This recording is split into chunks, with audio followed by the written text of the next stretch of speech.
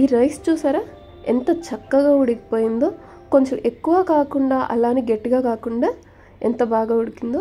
And ఇప్పుడైతే మనం ఈ ప్లెయిన్ రైస్ అంటారా, లేకపోతే ప్లెయిన్ బిర్యానీ అంటారా, ప్లెయిన్ పులావ్ అంటారా, బగారా అంటారో మీ ఇష్టం, కానీ చాలా సింపుల్గా ఇంట్లో ఎలాంటి కూరగాయలు లేకపోయినా సరే ఈజీగా చేసుకోవచ్చండి. అండ్ ఎవరైనా సరే ఎక్కువ కష్టపడకుండా ఇమ్మీడియట్గా ఎవరైనా గెస్ట్లు వచ్చినప్పుడు ఫాస్ట్గా అయిపోవాలి అని అంటే this is the best option అనమాట. దీనికి ఎక్కువ ఇంగ్రీడియంట్స్ కూడా అవసరం లేదు. జస్ట్ ఒక ఉల్లిపాయ, ఒక టమాటా, ఒక పచ్చిమిర్చి, కరివేపాకు చాలు. దీనికి ముందుగా మనం ఇలాగా ఉల్లిపాయలు, పచ్చిమిరపకాయ ఇలాగా వేపుకోవాలి. తర్వాత అది కొంచెం గోల్డెన్ బ్రౌన్లోకి వచ్చింది కదా, సో అప్పుడు కాస్త అప్పటికప్పుడు వేసి పెట్టుకున్న అల్లం వెల్లుల్లి ముద్దనైతే వేసుకుంటే సరిపోతుంది. ప్యాకెట్లోది కాకుండా ఇంట్లో దంచుకోవడానికి లేదంటే ఇంట్లో అలా స్టోర్ చేసుకోవడానికి పెట్టుకోండి. ఇది వచ్చేసి బిర్యానీ ఆకు అనమాట. తర్వాత ఇమ్మీడియట్గా టమోటా వేసేయచ్చు. అంటే బాగా ఉడికిందాకా ఉంచాలా, వేగిందాకా ఉంచాలని ఏం లేదు. జస్ట్ టమాటా ఇమ్మీడియట్గా వేసేయచ్చు. ఇప్పుడైతే ధనియా పౌడర్ కొంచెం జీరా పౌడర్, కొంచెం బిర్యానీ మసాలా అయితే యాడ్ చేశాను అనమాట. ఎక్కువ యాడ్ చేయొద్దండి, ఎందుకంటే ఇప్పుడున్న లైఫ్ స్టైల్కి మనకి ఈజీగా గ్యాస్ట్రిక్ ప్రాబ్లమ్స్ ఇవన్నీ కూడా వచ్చేస్తున్నాయి అనమాట. సో ఇప్పుడు కొంచెం ఏగగానే మనం రైస్ ఏదైతే బాస్మతి రైస్ తీసుకున్నానండి, ఒక హాఫ్ అన్ అవర్ నానబెట్టిన అంతే.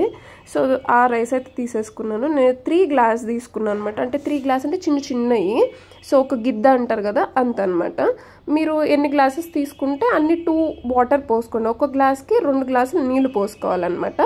ఒక రెబ్బ కరివేపాకు, కాస్త పుదీనా వేసుకుంటే సరిపోతుందండి. కొత్తిమీర లాస్ట్లో అయితే వేసుకుందాము. కొత్తిమీర ఇలా వేసే కంటే కూడా నాకు లాస్ట్లో కొంచెం పచ్చిగా ఉన్నదే ఇష్టం అనమాట. సో నేను అందుకనే ఎండింగ్లో వేస్తాను.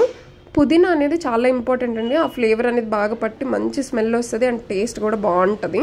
గ్లాస్కి 2 గ్లాసులు అయితే నీళ్లు పోసేసుకున్నాం. ఏదైతే బియ్యం ఉంటుందో అది విరగకుండా కలుపుకోవాలి. అందుకని నేను అట్లకాడ లాంటిది తీసుకొని కలుపుతున్నాను అనమాట. ఇప్పుడు మనం మూత పెట్టేసుకొని అన్నం ఎలా ఉడికించుకుంటాం అలా ఉడికించుకొని దాన్ని వదిలేయడమే. ఆ నీరే ఇంకిపోతుందండి. ఇంకిపోయి మనం కరెక్ట్గా నీళ్ళు తీసుకున్నాం కదా, సో ఆ నీరు దానంతట అదే ఇంకిపోతుంది అనమాట. జస్ట్ సింపుల్ అంతే. సో ఇంకా చూసుకోండి, అడుగున మాడిపోకుండా కొంచెం ఒక్కసారి మధ్యలో చెక్ చేసుకుంటే సరిపోతుంది. సో ఒక 10 మినిట్స్ ఆర్ 15 మినిట్స్ తర్వాత మనకైతే మన ప్లెయిన్ బిర్యానీ, అదే వాట్ ఎవర్ మీరు ఏది పిలిస్తే అది, సో అదైతే రెడీ అయిపోయిందనమాట. ఫైనల్గా మనం కాస్తంత కొత్తిమీర పైన చల్లుకొని జస్ట్ అలా మూత పెట్టేసుకుంటే ఆ ఫ్లేవర్ అనేది మంచిగా పడుతుంది. సో చూసారు కదా ఎంత బాగుందో కదా.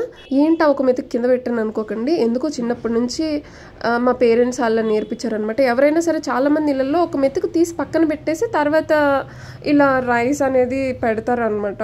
అది ఎందుకో మీకు తెలిస్తే కామెంట్లో చెప్పండి, నేను కూడా తెలుసుకుంటా. నాకు తెలిసిందైతే ఒకటి ఉంది, అది మరి సిల్లీ ఉంటుంది, చెప్తే బాగోదు. సో అందుకే మనకి అడుగు కూడా అంటకుండా చాలా పర్ఫెక్ట్ టైంలోనే ఆపేసుకున్నాము. చూసారు కదా, అడుగు అనేది అంటలేదన్నమాట. చూసారు కదా. సో ఈ రైస్ అనేది మనం ఒట్టిగా తినేసేయచ్చు. ఆ టమాటా, పుదీనా ఇవన్నీ కలుపుకొని, పచ్చిమిరపకాయ కలుపుకొని, కాస్తంత ఉల్లిపాయ, పచ్చిమిరపకాయ పెట్టుకొని తిన్నామంటే అది కూడా బాగుంటుంది. దీనికి సపరేట్గా గ్రేవీనే కావాల్సిన అవసరం లేదు. కాస్త పెరిగేసుకొని కూడా తినొచ్చు. సో వీడియోని ఇక్కడ వరకు చూసినందుకు thank you so much for watching.